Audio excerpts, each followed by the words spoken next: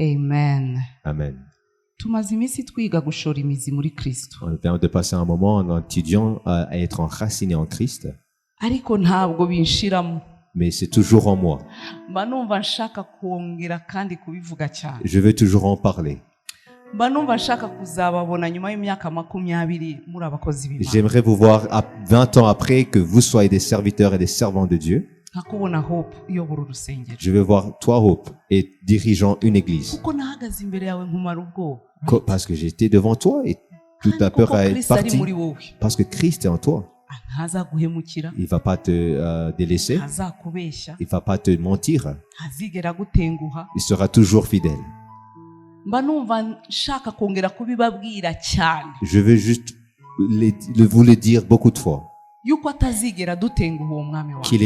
Qu'il sera toujours fidèle. Yuko atazigera tubeshya. Qu'il sera toujours fidèle. Ntanubwo azaduhemukira. Et qu'il ne nous abandonnera Ntabwo jamais. tuzikanga igitondo kimwe dusange bya bintu twagiyemo byari ibinyoma. On va pas se réveiller une matinée, on va voir que tout était un mensonge. Niyo mpamvu mutera inkunga ngo ntugire gutya ureba niba ari byo niba C'est pour cela que je t'encourage, que tu vas pas douter, mais va en tout et sois enraciné en Christ. Et si tu voyages, si tu vas dans d'autres pays qui ne sont pas comme le Rwanda, n'enlève pas ton salut ou bien ta vie du salut.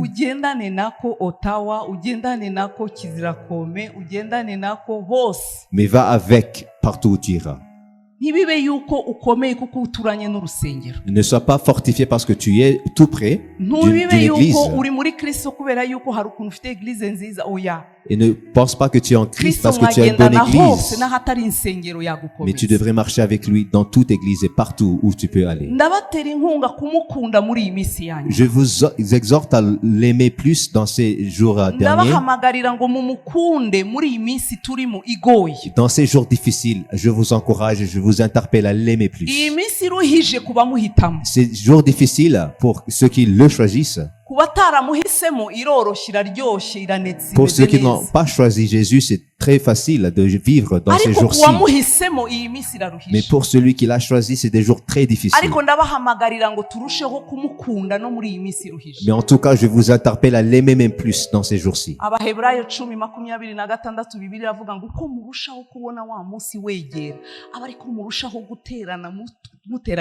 Et en Hébreux 10:26, la parole dit que de plus que vous voyez le jour venir, encouragez-vous, exhortez-vous les uns les autres.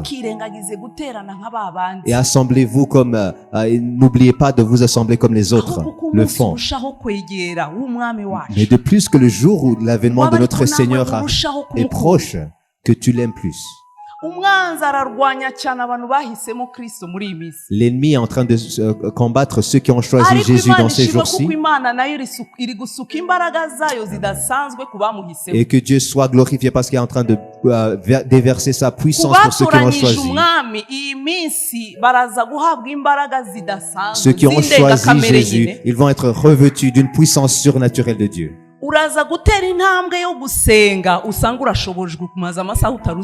Tu vas prendre une étape à prier, tu vas prier pour beaucoup d'heures que tu pensais pas. Mais apprenons à l'aimer. Et que tu sois dans la voie juste quand on te voit et quand on te voit pas. Aime-lui dans le public et dans le privé. Et que tu l'honores. Et sens que tu es avec lui dans toute place. Apprends à le voir partout. Et dans toutes choses. Apprends à le voir à ton travail, dans les gens. Et prends même à reconnaître qu'il est plus près de toi que tes vêtements. Même si tu le vois pas, ça veut pas dire qu'il n'est pas là. Il y a des gens qui pensent que si le téléphone, il n'est pas là. Mais Dieu même peut entendre ce que tu dis sur ton téléphone. Et qui peut même voir dans tes pensées. Donc être enraciné en Christ, ça nous donne à être fixe et à être soutenu et de continuer jusqu'à l'enlèvement de l'Église. Et ça va nous éviter d'être emmenés par des flots et d'autres fausses doctrines. Hallelujah. Amen. Hallelujah. Amen.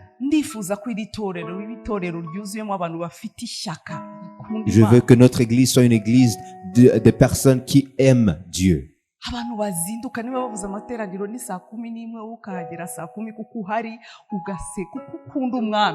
Et si on dit que les cultes commencent à 17h, que tu viennes à 16h parce que tu es là et tu veux prier parce que tu aimes Dieu. Des gens qui courent en venant à l'église. À tout prix, même s'il y a la pluie, même s'il y a le soleil, si tu as le transport ou pas, ou même d'autres moyens que tu n'as pas, mais que tu aimes le Seigneur. Et que tu ne veux pas être comme un passager dans la maison du Seigneur. N'aime pas être un passager même dans la Bible. Et tu entends que les autres qui comprennent et qui reçoivent des révélations et qui disent « Où est Jérémie encore dans la Bible ?» Et Jérémie dans le Nouveau Testament ou bien? Où est Jérémie? Ne sois pas passager dans la Bible. Mais que tu sois quelqu'un qui relate. Que tu explores, que tu navigues, tu vas de l'Exode, que tu écris et que tu comprennes le langage de la Bible et que tu aimes aussi son langage. Et que ce ne soit pas juste des choses de dimanche en venant à l'église ou bien que tu es en train d'être passager, mais que ce soit ta vie. C'est ça qui est enraciné. Et que tu apprends à l'obéir sans que personne te dise, que tu obéis Dieu sans que personne te voie, et que tu aies le péché, et que ce soit ta vie, ta coutume, que toi tu es réputé pour haïr le péché, que même ceux qui t'entourent te dire que si cette personne est là, on doit s'écarter d'elle. Ne sois pas complice avec les mensongers, avec les gens qui font la corruption, avec les impudiques, avec les mensongers, ou bien ceux qui ont peur de testifier, de témoigner de Jésus, mais que tu sois vraiment sauvé. ngo genda umukristo nzahora ndiwe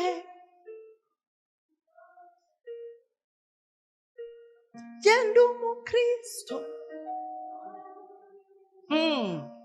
akuza ukaririmbe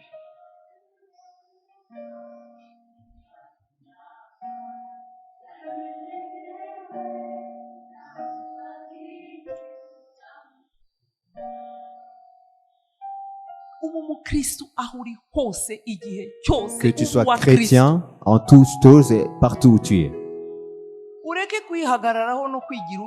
Ne te défends pas et essaie d'être moderne. Parce que le monde court vite. Marche avec le Seigneur. C'est pour ça que Paul a dit aux Colossiens, dans le chapitre 2, le verset 6,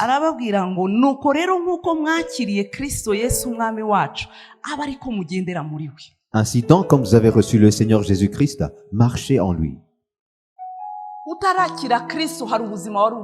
Si avant de recevoir Jésus-Christ, tu vivais une vie, il y avait une vie que tu vivais. Et après que tu aies reçu Jésus-Christ, il y a une autre vie que tu dois vivre. Parce que les chrétiens ont une certaine vie à suivre, qui est différent de ceux qui n'ont pas Jésus-Christ. Ceux qui ont reçu Jésus-Christ ont une mode de vie.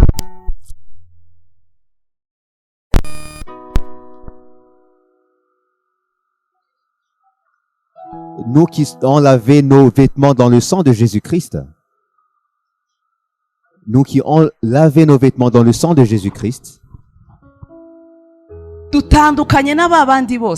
on est différent des autres.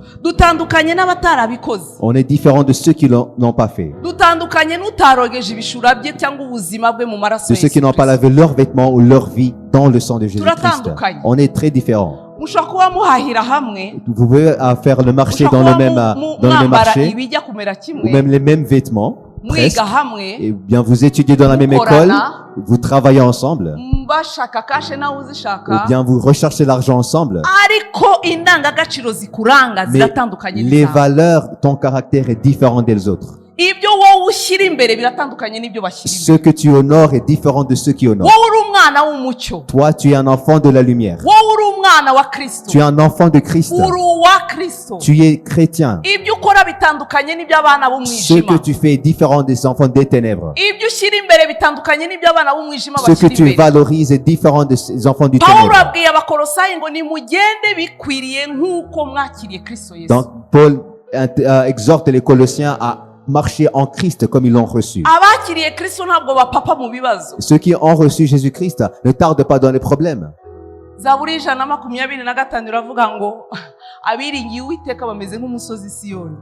Psaume 125, ceux qui se confient en l'Éternel sont comme la montagne de Sion, qui ne peut pas être ébranlé, merci. Et comme les montagnes aussi entourent Jérusalem, c'est comme l'Éternel entoure son peuple dès maintenant et à jamais. La raison pour on n'est pas ébranlé par les problèmes, c'est pas parce qu'ils ne sont pas des problèmes, mais il y a ceux qui nous entourent et c'est lui qui nous fortifie. C'est ça donc la mode de vie de ceux qui sont en Jésus-Christ. On va pas chercher à fixer ou bien chercher des solutions. On doit laisser le Seigneur et c'est lui qui nous sauve. On prie et on attend. On patiente. On va pas chercher à fixer. On va pas chercher à techniquer. Ou bien à résoudre et à recevoir des bénédictions qu'on a engendrées nous-mêmes. Mais on a foi en notre Seigneur et c'est lui qui nous sauve. Alléluia. Amen. Et le verset 7 dit, étant enraciné et fondé en lui. Étant enraciné et fondé en lui. Et affermi par la foi. D'après les instructions qui vous ont été données.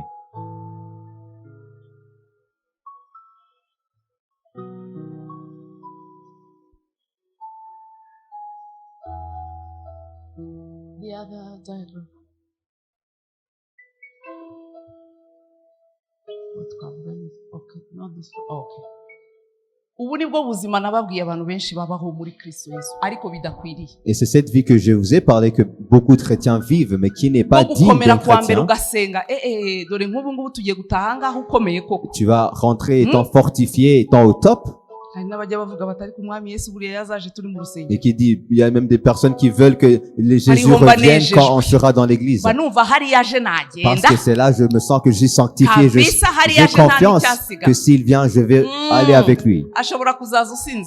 Parfois, il peut même venir, ou bien va venir quand tu seras ensoleillé, ou bien quand tu seras au travail, quand tu es en train de recevoir les clients, ou bien un temps que tu ne penses pas, que tu n'imagines pas. C'est pour cela qu'il faut être enraciné pour que tu ne viennes pas quand tu seras en faiblesse, là où tu es en train de pécher, là où tu as accepté de pécher. Donc, sois enraciné pour que tu vis une vie ascendante. Parce que tu ne sais pas quand il viendra. Mais on sait qu'il viendra. Il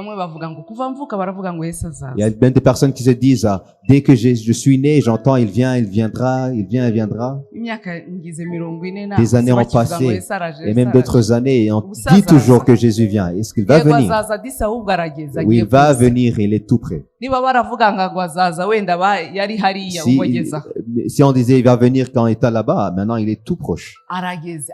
Il est vraiment sur la porte. Très près. Quand je vois que le virus de l'homosexualité qui est en train de ravager le monde et qui est en train de pénétrer tous les systèmes du monde.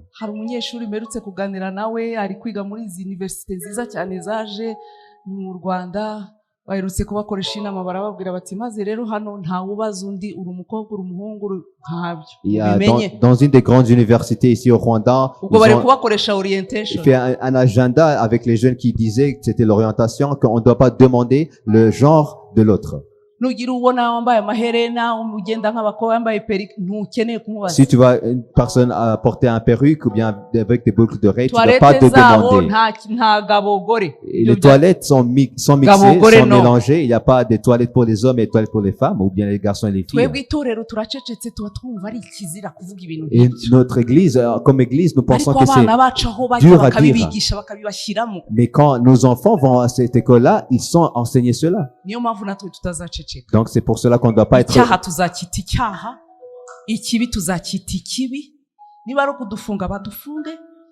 ariko ikibi ni ikibi. Bibiliya ivuga yuko ubutinganyi ni bubi, nibyo turabivuga ko ari bibi. Haleluya, haleluya. Iburi na hano waruje uvuga uti iriya church ndayikunda, ubona batolera. Ntabwo hano dutorera icyaha. Ikitwa icyaha ntacyo dutolera. Icyaha ni icyaha. Kera twagiraga ubwoba, wagiriraga akana k'agakobwa ubwoba. N'umuntu wabyaraga umukobwa waravugaga ati sha umva akaza umutsi. Quand tu voyais une personne qui donnait naissance à une fille, tu disais là, tu dois être prudent parce qu'elle peut être violée. Ugatinya yuko abahungu bazajya Bien que tu bamutereta as disi peur que bakamushuka, les garçons vont la courtiser et vont akobwa kanje bakagashukashuka, l'amener à l'impudicité et tout. Ubu rero ibyo ntibikigezweho. Aujourd'hui, c'est pas cela qui est Gaho nimumve nawe. le Ubu concernant. yaba ari kumwe n'umukobwa ari boyfriend. Aujourd'hui, elle peut avoir deux filles et l'un est voilà, deux filles. Les lesbiennes, quoi. Voilà, maintenant le monde est vraiment au mal. Ubu Pastor David akaba ari aha ngo boyfriend. Et Ntabwo bizigera bibaho. ça va pas arriver, mais tu peux même voir deux hommes étant des petits amis. Naho bigeze. Ubwo bigeze aho rero. Donc si c'est à ce stade-là, Ubwo ari aho bigeze. et c'est à ce stade-là, Natwe tugiye gusara mu Mana. on doit aller même enraciner, être Bibiliya enraciné avuga en ngo Christ. ukiranuka nakomeza Dit que kiranuke. celui qui est juste, qui continue à être Umunyabyaha juste. nawe nakomeza ajye mu byaha Et celui qui pêche continue à pécher. Edayeri ni byiza kugira ngo itandukaniro n'ubundi Pour ribeho. qu'on voit une différence entre les deux. Tutazakomeza kuvangavangitiranya Pour qu'on ibintu. continue pas à mélanger. Ukiranuka akiranuke, Celui qui est juste umunyabyaha soit nakomeza juste et ibyaha. celui qui pêche soit pécheur. Hanyuma ukuri kuzagaragara. Et voilà, après, la vérité va éclater. Ariko ndababurira nimudukunde umwami Mais tumusarire. je veux vous dire que aimons le Seigneur et aimons lui plus même. Uvuge Kristo aho Que tu uri. parles de Christ Nibiba là où tu ngombwa es. ugira burokora. Même si tu peux sauver des personnes, que tu les sauves. Umwami agukoresha ugira burokora Que ku le isoko, Seigneur te sauve. aho ku kazi, Là, à sauver aho d'autres ku personnes, ishuri, à ton ugira travail, burokora. à ton école, à ton marché. Ugira abo wambura uvana mu kanwa ka Satani, Que ugira tu aies des mukurayo. personnes que tu amènes de ténèbres à la lumière. N'ubundi umwijima ntabwo uzahuruga. Parce que les ténèbres ne régneront point. Yesaya aravuga ngo umwijima ntabwo uzahuruga. Esaïe dit que les ténèbres ne régneront Hari pas toujours. igitondo kimwe umucyo Il wacu y uzaza. aura une matinée. Il y a le jour Hari de la igitondo matinée. kimwe umwami wacu azatabara. Il y a un jour où Hari le Seigneur va igitondo venir. aho ibi tuvuga bazibuka ko twigeze Et ils kubivuga. vont se rappeler de ce qu'on disait. Ce que Kwa kane narababwiye ngo kumpobera kwa Yesu nicyo ntegereje. je vous ai dit jeudi que je vais donner un câlin à Ndaharanira Jésus. niba ndi gukora ntimukagire ngo nuko ndi senior pastor. Ici, c'est pas parce que je suis senior pasteur, non. Impamvu nuko ndashaka gukorera uwo La mwami wanjye. primordiale raison, c'est que je veux Niba servir bangana le barya Seigneur. barokoka. Si toutes Nta ces personnes kibazo. qui sont devant moi peuvent être Amakamba sauvées, nkeneye j'ai pas besoin de azampobere couronne. nzamurebe maso Je ku veux juste yandi. le voir face à Oh, face. ibyo et le bindutira donner un amakamba câlin. bindutira Ça, ibihembo c'est plus que bindutira ibindi. toute récompense et couronne.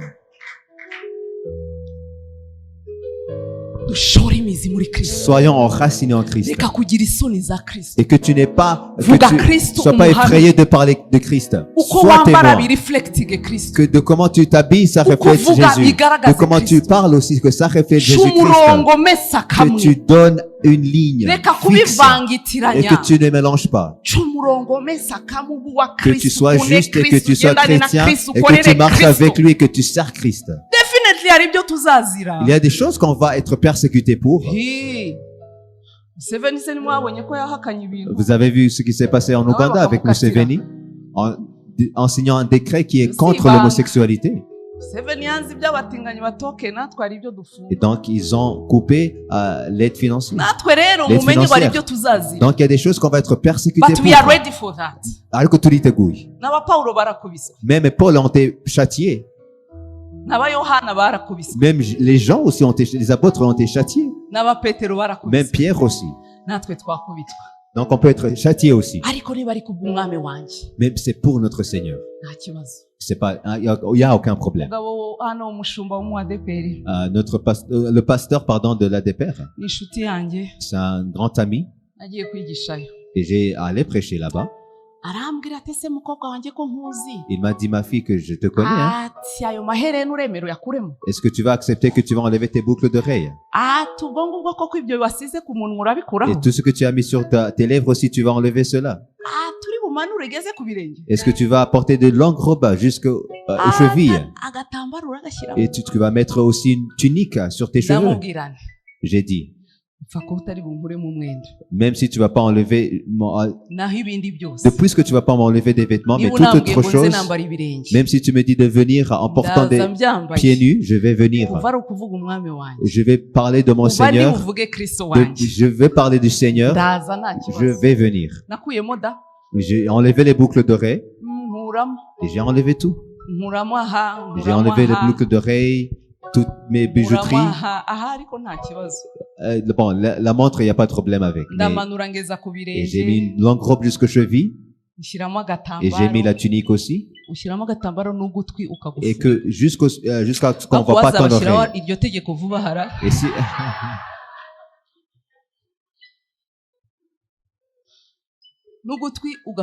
Et tu dois aussi boucher ton oreille avec la tunique. Est-ce que si on disait que ça doit être ici, est-ce que tu pourrais revenir? Jusqu'au boucher l'oreille. Mais parce que je savais que je le fais pour Christ. J'ai dit même à un autre temps, dis-moi, je vais revenir même. Je vais revenir. Et en sortant, après avoir fini, une femme m'a dit, je t'ai reconnu. Je pensais qu'il n'y avait aucune personne qui me connaissait. Je vois tes vidéos. Et tu me vois sans tunique et tout. Mais si c'est pour mon Seigneur que je dois laisser d'autres choses, et s'il te demande de laisser, laisse-la pour que tu sois enraciné en Christ. Laisse-la pour que tu aies foi, que tu marches avec lui. Tu n'auras aucun souci. Il n'y aura aucun souci. Soyez enracinés en Christ. Soyez fondés en lui. C'est une marche qui est continuelle et perpétuelle. Et soyons fondés en lui. Alléluia. Amen. C'est comme cela notre vie chrétienne devrait être. Allons de gloire à notre gloire, à une autre gloire, en soyant transformés en plus qu'en Christ, en laissant les péchés, en laissant les mensonges, en notant de tout péché qui peut s'encercler sur nous, en allant vers Jésus-Christ étant sanctifié, vivant dans la sanctification et dans la paix. Parce que celui qui n'est pas sanctifié ne verra pas le Seigneur. En allant de gloire en gloire. Et que tu combattes avec le mensonge, mais tu dis non, je vais te vaincre.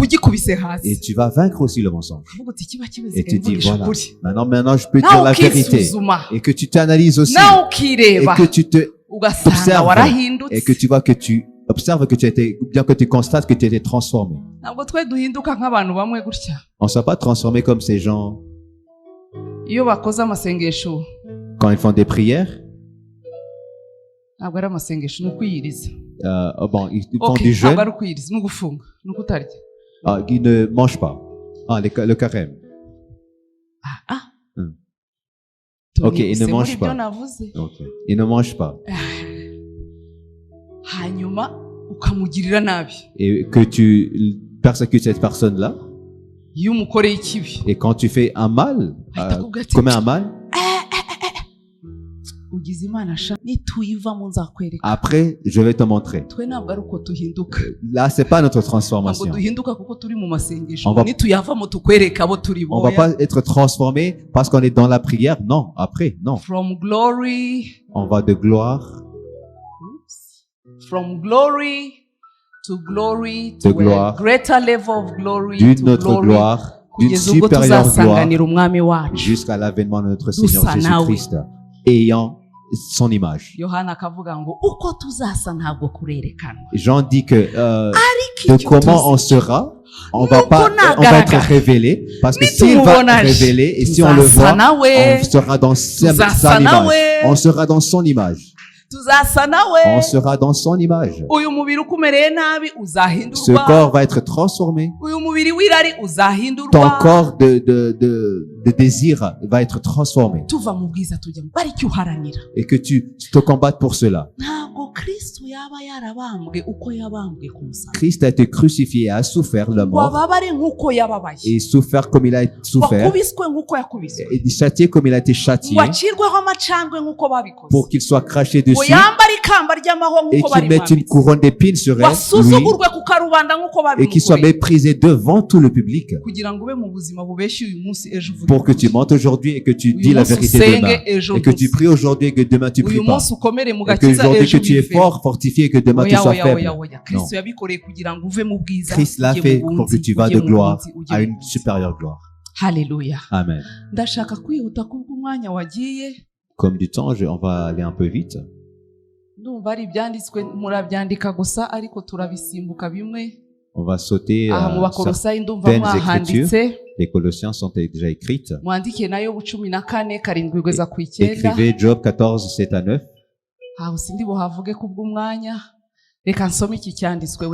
On va lire en Matthieu 13 plutôt. C'est l'histoire de la parabole du semeur. Jésus enseignait en utilisant des paraboles. Et ici, donc, il donnait un exemple d'une parabole du semeur. De comment le semeur est sorti semer des graines. Et quand il semait les graines, en route vers la semence, voilà. Certaines graines sont tombées dans le chemin. Elles sont tombées dans le chemin. Et les oiseaux du ciel sont venus le manger et les prendre. Les autres sont tombés sur une terre avec des rochers. Et comme c'était un endroit pierreux, il n'y avait pas la terre, donc il ne pouvait pas être enraciné. Il n'y avait pas une certaine terre pour être enraciné. D'autres ont tombé dans des épines. Et ils avaient de la terre, et comme c'était dans des épines autour, ils ont été enracinés, mais les épines ont étouffé les graines. Et les autres sont tombés sur une terre fertile. Et ils ont porté des fruits à 30, 60 et 100 fois. Et les disciples ont demandé pourquoi est-ce que tu enseignes dans les paraboles? On ne comprend même pas cette parabole. On ne sait pas mais ce que tu viens de parler. Et Jésus leur a dit, vous qui sont les miens, vous a été donné la révélation des mystères du royaume de Dieu. Et les autres ont des yeux, mais ils ne peuvent pas voir, même des oreilles, mais ils ne peuvent pas entendre. Ils ont aussi un cœur, mais ils ne peuvent pas comprendre. Mais vous devriez comprendre. Et donc Jésus leur a fait une faveur et donc il les explique la parabole. Vous donc écoutez ce que signifie la parabole du semeur. Lorsqu'un homme écoute la parole du royaume et ne la comprend pas, il est en train d'expliquer la parabole.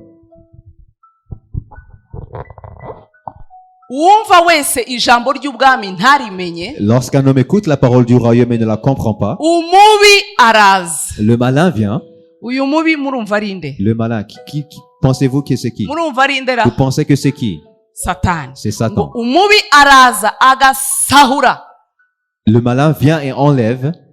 Gusahura buriya ni kimwe no kwiba ariko noneho byo ni ku ngufu. Enlever c'est comme dérober, mais bon, c'est dérober en fait. C'est voler avec force. Et enlève ce qui a été semé dans son cœur. Cet homme est celui qui a reçu la semence le long du chemin. Les graines qui ont été pensées que les oiseaux ont mangé, c'est un homme qui a entendu la parole. Dit entendre la parole. Dit entendre la parole de Dieu. Dit entendre la parole de Dieu. Ça c'est le point de commencement. Là c'est le commencement de toute chose. C'est deux choses que l'ennemi attaque l'église à travers. Sur la surface ou bien sur la dimension d'entendre la parole, la première des choses, il attaque ceux qui parlent ou bien qui prêchent la parole pour qu'ils ne prêchent pas la parole. C'est pour cela que vous voyez beaucoup de théâtre dans les églises ici. Ceux qui sautent, ceux qui mentent, et ceux qui prophétisent du premier moment jusqu'au dernier moment. Voilà, donc ils sont en train de prophétiser. Ils prophétisent toujours. Et prophétisent et prophétisent et prophétisent jusqu'à un temps infini, bon, illimité. Il n'a pas ouvert la Bible, il ne t'a pas enseigné. Donc si tu n'as pas été prophétisé, tu n'as rien reçu en fait. Voilà. Donc celui qui a été prophétisé, même si c'est vrai ou pas, parce que probablement c'est des mensonges. Toute prophétie qui viennent, qui disent des visas. Je vois un oiseau qui te fait voler. Comme Esaïe a prophétisé. Il voyait un avion, mais il voyait comme si c'était un oiseau. Les prophètes d'aujourd'hui, c'est comme les Isaïe. Je vois un oiseau qui te fait voler. Tu es parmi que des blancs. Je te vois assis que parmi des blancs. Je vois aucun noir. Et là, tu dis, voilà. Après 2 heures, il fait que prophétiser cela. Et d'autres viennent.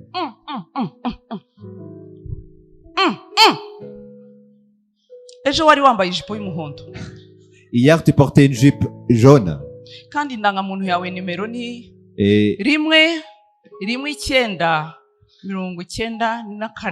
Et ton numéro de carte d'identité, c'est 1 1994. Et tu dis tout le numéro de l'identité. Et tu dis oui, c'est vrai. C'est vrai, c'est vrai. Et là, vous dites, voilà, ça c'est un homme de Dieu. Est-ce que tu vas laisser le péché le mensonge? Est-ce que tu vas être ajouté 10 minutes de prière? Ça, c'est que Satan veut nous en dire et qu'on va faire perdre votre temps pour que vous n'entendez pas la parole. Il y a même des autres théâtres. Il y a d'autres personnes qui font ces gestes-là. C'est des théâtres qui sont là. Et ils disent que juste du n'importe quoi, avec aucune substance de la parole. Et que tu vas rentrer jusqu'à cela. Tu n'as pas vraiment été fortifié étant dans la maison de Dieu. Et la deuxième des choses, ou bien les personnes qui attaquent la deuxièmement, c'est vous. Quand il va voir quelqu'un qui prêche et qui est solide ou bien fortifié, il sait qu'il ne peut pas me toucher.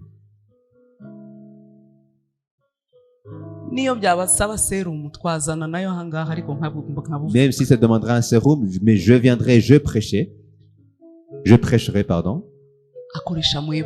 Mais il va vous attaquer vous maintenant. Je suis en train de prêcher, je suis en train d'enseigner.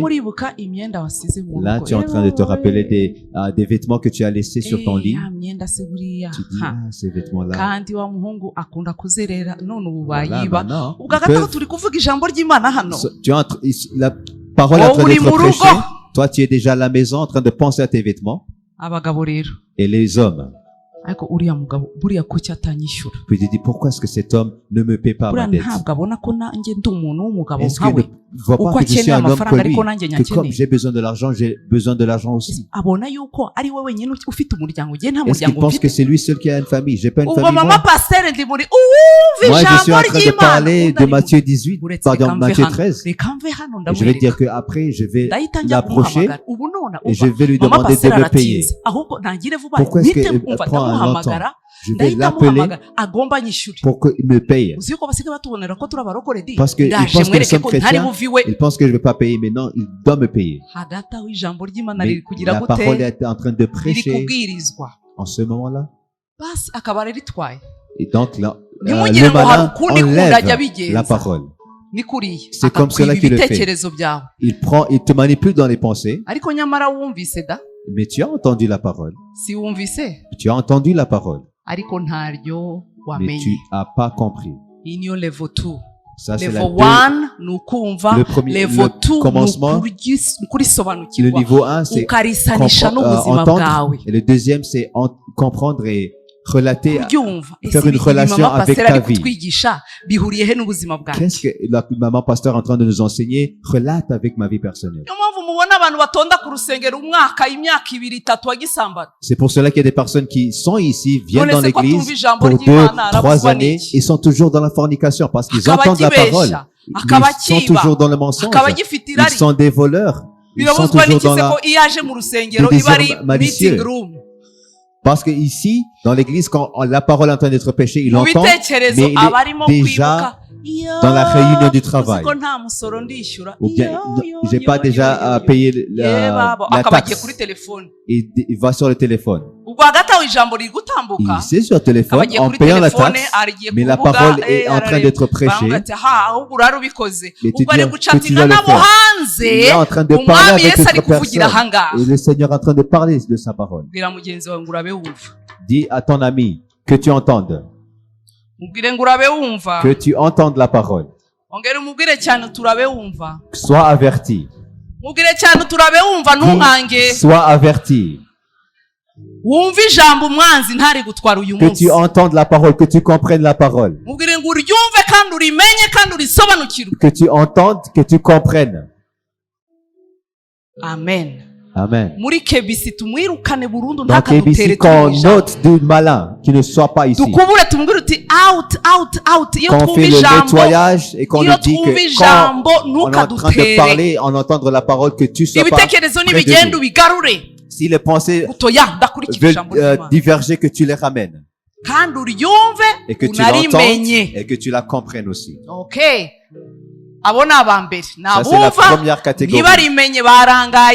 Les personnes qui entendent, mais qui ne comprennent pas. Le malin enlève la parole. Le verset 20. ngo kandi usa n'izibibwe kukara kuri bwa butaka bufite amabuye menshi nguwo niwe wumva level 1 wumva ijambo uwo mwanya akaryemera anezerewe level 2 igezweho yaryumvise yanaryemeye yabonye bihuye n'ubuzima. La deuxième personne a entendu la parole et a reçu la parole avec joie. Il y a beaucoup de personnes qui sont dans cette catégorie-là. Ils l'entendent. Et même ils viennent et te disent, tu as vraiment bien prêché. Tu nous as bénis. Mais sa vie ne change pas. Sa vie n'est pas transformée. Le niveau 1, donc il est déjà atteint, ils ont entendu, ils reçoivent la parole, étant dans la joie dans ce moment-là. Voilà, son esprit est ressuscité. Donc là, il est au-delà, il est en joie. Mais le problème est celui-ci. On va lire le verset 21. Mais il n'a pas de racine en lui-même. Mais il n'a pas de racine en lui-même. Mais il n'a pas de racine en lui-même. Mais il n'a pas de racine en lui-même. Mais il n'a pas de racine en lui-même. Tu entends? Thank you. Merci. ukaryemera, le ressens la parole, c'est très bien.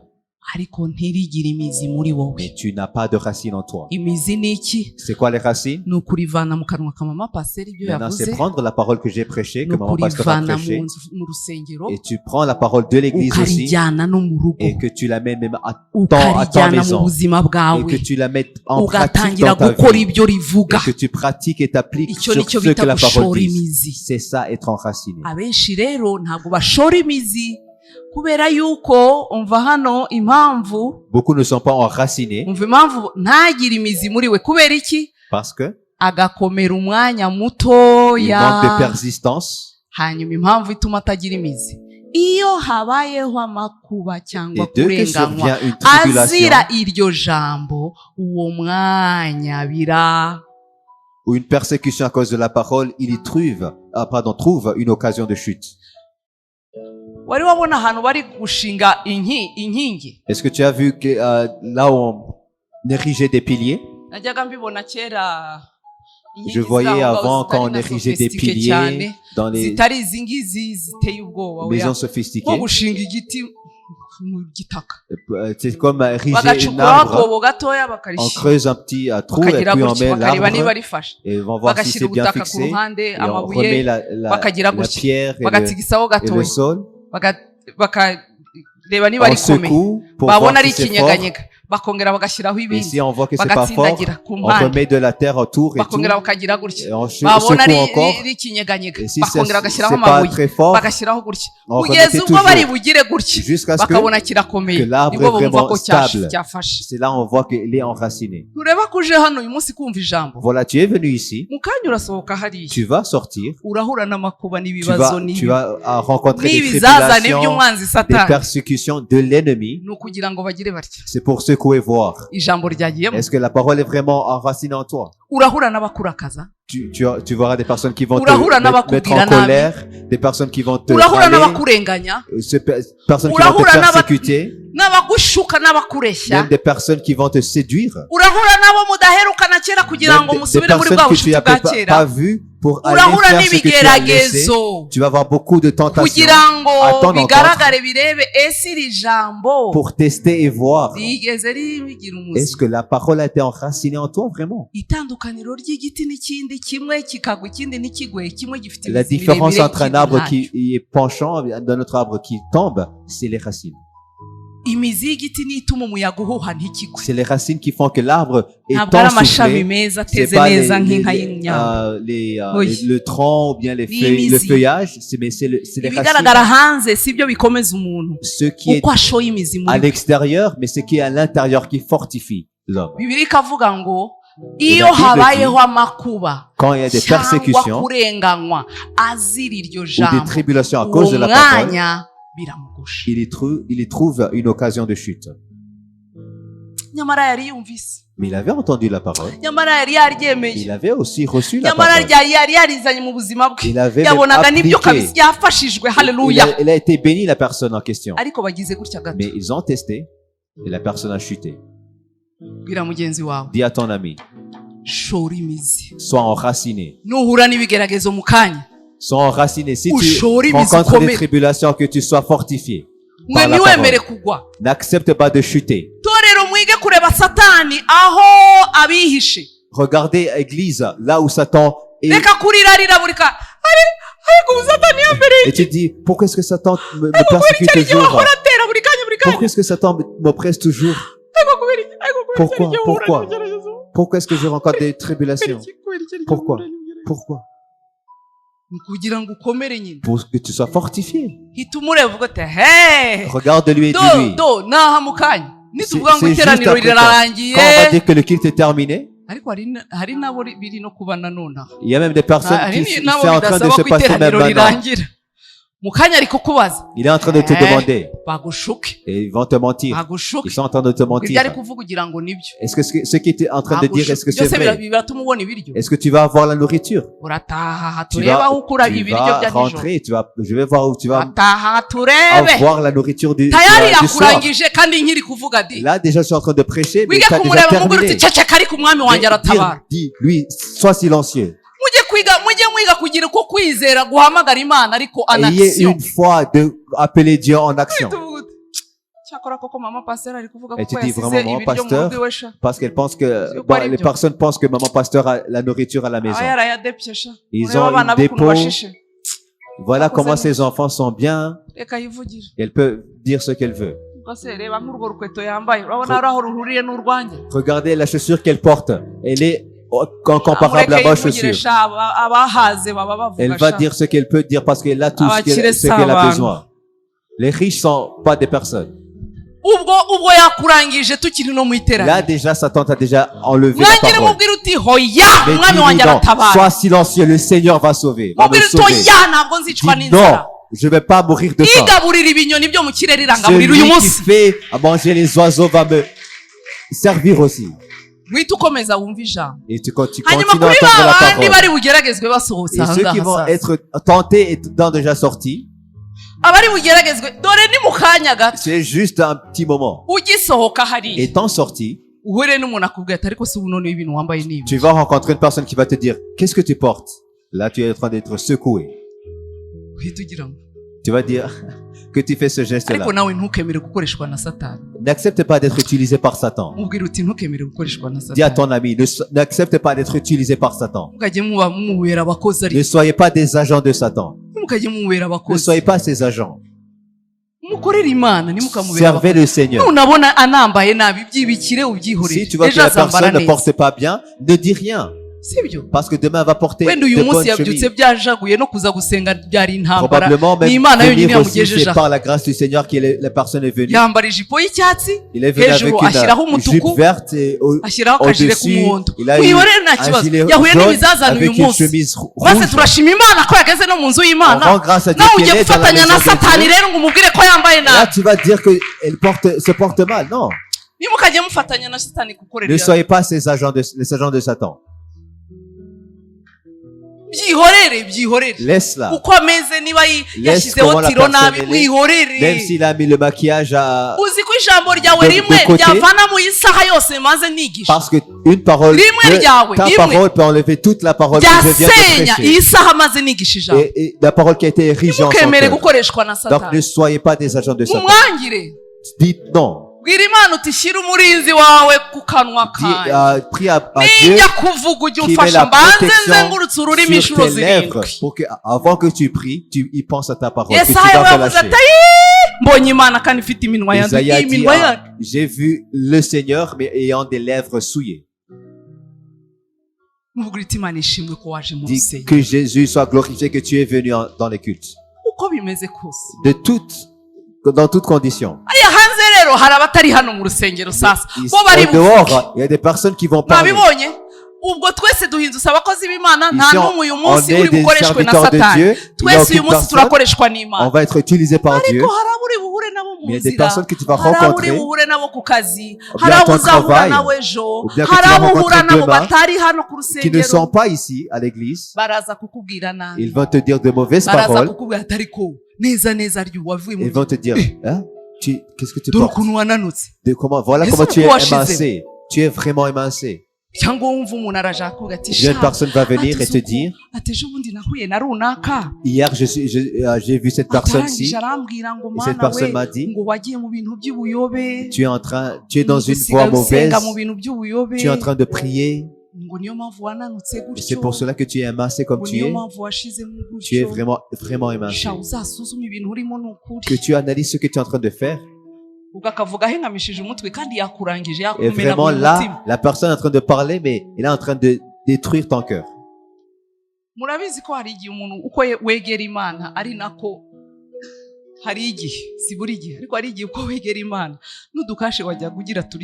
C'est pas tout le temps, mais à certains moments, tu peux être plus près de Dieu et tu vas même perdre l'argent que tu avais. Et ils vont commencer. Pourquoi est-ce que tu es appauvri maintenant? Tu viens de prier. Ah, ce Dieu que tu pries, que tu peux même t'acheter une ceinture. Je viens de prophétiser. Vous allez rencontrer cela au dehors. ubimenye ngo bije kugira ngo birebe niba ijambo wumvise ryagiyemo. Ils viennent pour secouer pour voir si la parole a été enracinée en toi. Que tu sois préparé. Des cas de garde-fou. Que tu mets un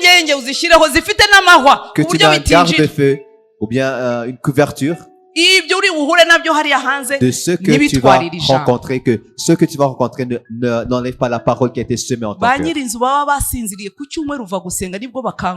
Parce que quand tu viens de prier le dimanche, c'est quand les locataires viennent à ta maison. Il y a même des personnes qui envoient le message étant dans la maison de Dieu. On est déjà le 20. Là déjà, la parole était déjà enlevée. Ça vient pour te tester, pour que tu ne sois pas enraciné. Ces tribulations, ces tentations que tu as à l'école, à ton travail, dans ta maison, par les parents, c'est pour que tu ne sois pas enraciné et que la parole soit enlevée de ton cœur. On va continuer. Kandi usa n'izibibwe mu mahwa uwo niwe wumva ijambo level 1 done.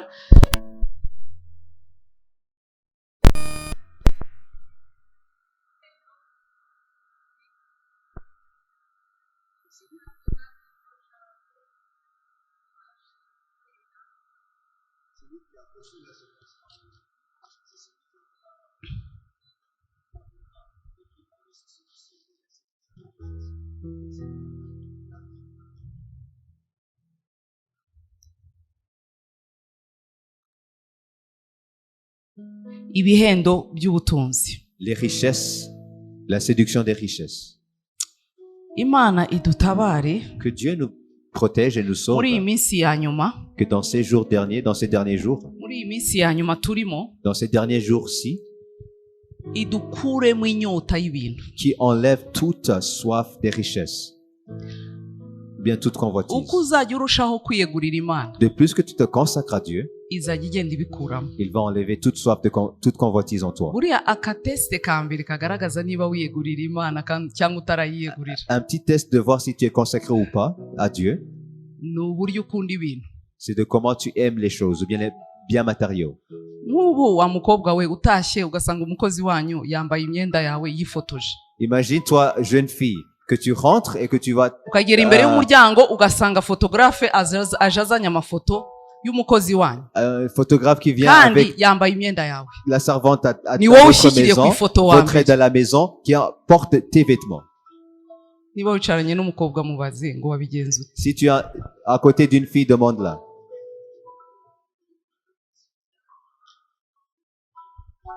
Burya wagiye ku ishuri wagiye ku kazi we yasigaye agira ati. Voilà, l'aide à la maison.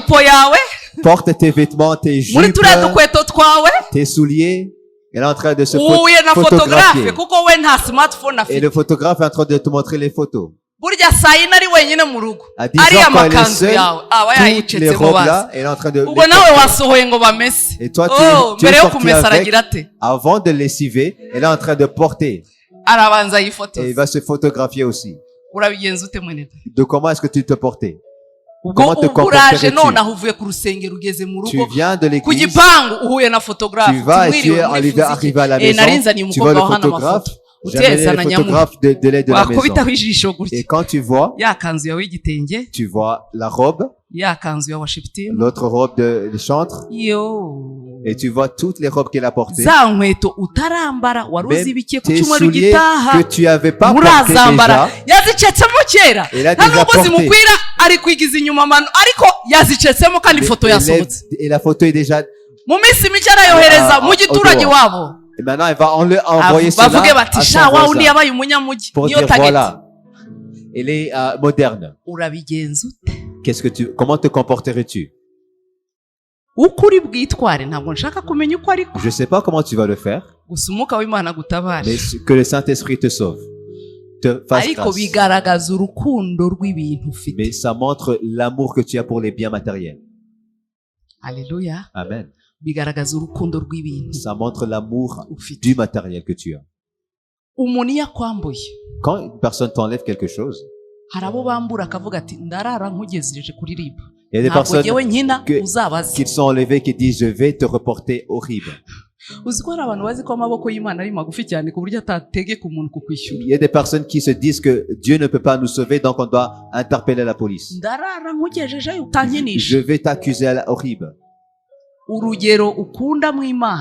De comment tu aimes le niveau de l'amour de Dieu et plus le niveau du matériel. Tu as foi en Dieu pour qu'il te sauve. Mais quand tu as l'amour du matériel, quand tu aimes toujours la chaussure qui est toujours dans ton cœur et qu'une personne la porte,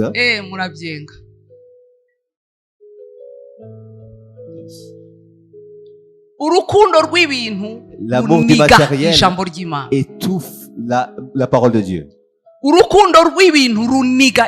L'amour du matériel étouffe la parole. L'amour du monde, ou bien de la convoitise du monde étouffe la parole. Il y a des personnes qui viennent prier et qui rentrent et ont plus de problèmes qu'avant. Parce que ceux qu'ils ont entendus et ceux qu'ils ont vus.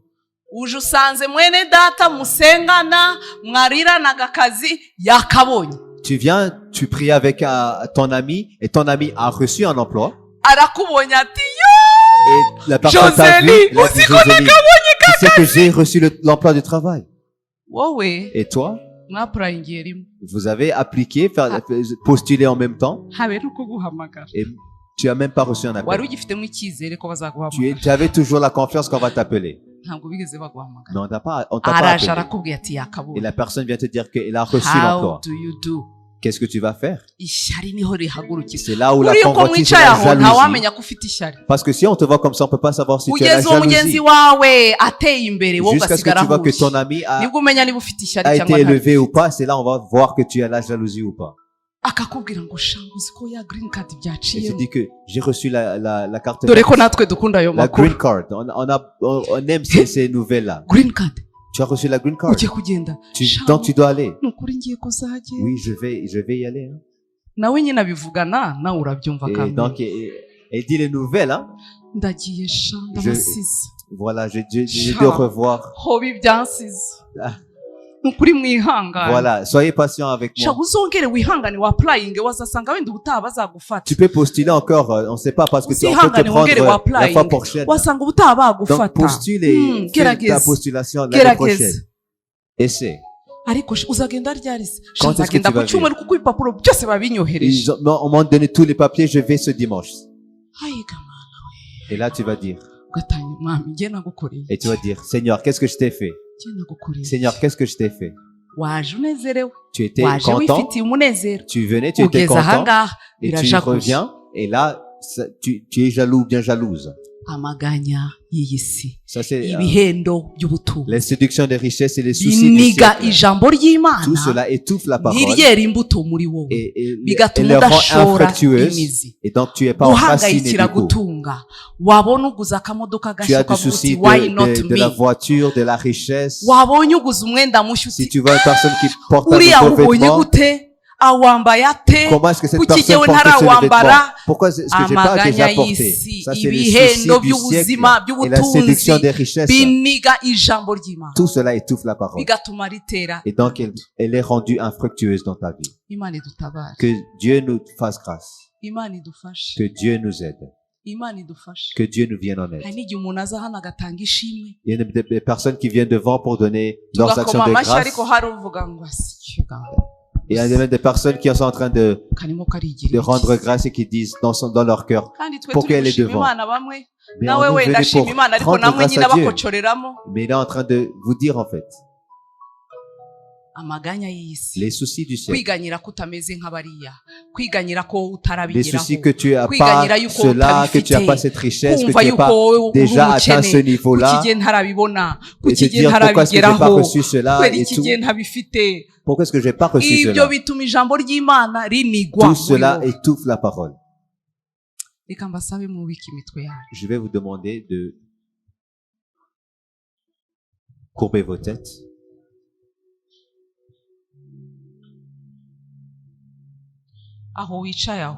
Là où tu es assis, ndashaka uzamura isengesho mu mutima wawe. Que tu pries dans ton cœur.